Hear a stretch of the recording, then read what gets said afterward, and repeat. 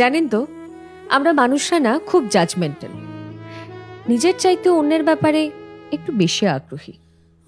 যেমন ধরুন, দুজন ছেলে মেয়ে রাস্তা দিয়ে একসঙ্গে হেঁটে যাচ্ছে, তার মানে তারা প্রেম করছে এইটা ভেবে নিই।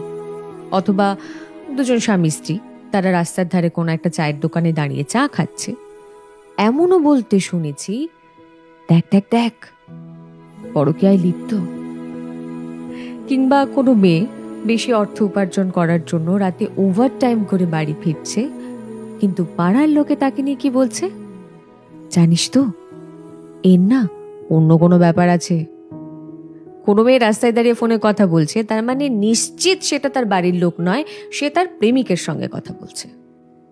একটা ছেলে তার একটা মেয়ে বন্ধুর সঙ্গে হেসে হেসে কথা বলছে, তার মানে সবসময় এটা নয় যে তার কোনো খারাপ মতলব আছে। আরে সবাই সবসময় সমান হয় না, সম্ভব নয়। আর তাই নিজের তৈরি করা ছাঁচে কখনো অন্যকে ফেলবেন না।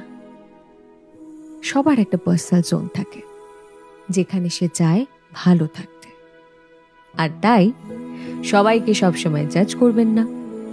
আপনিও ভালো থাকুন আর সবাইকে ভালো থাকার একটা সুযোগ করে